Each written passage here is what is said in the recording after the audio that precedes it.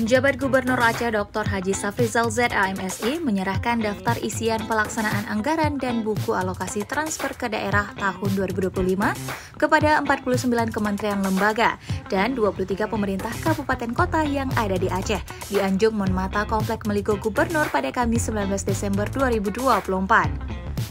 DIPA dan TKD tahun anggaran 2025 untuk Provinsi Aceh mencapai 46,98 triliun rupiah yang terdiri dari kementerian lembaga sebesar 13,78 triliun rupiah dan dana TKD sebesar 32,29 triliun rupiah. Keseluruhan alokasi anggaran belanja dari pemerintah pusat tersebut nantinya akan tersebar pada 753 satker dari 49 kementerian lembaga, pemerintah Aceh, dan 23 pemerintah kabupaten kota. PJ Gubernur Safrizal dalam kesempatan tersebut berpesan kepada seluruh pimpinan instansi dan kepala daerah di Aceh untuk segera merealisasikan belanja anggaran tersebut. Ia mengatakan perekonomian di Aceh sangat bergantung pada belanja pemerintah.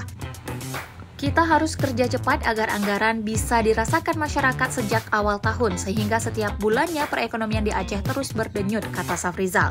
Dalam kesempatan itu, Safrizal juga menyampaikan sejumlah arahan Presiden Prabowo untuk tindak lanjut pembangunan di Aceh untuk pertumbuhan ekonomi yang inklusif dan berkelanjutan.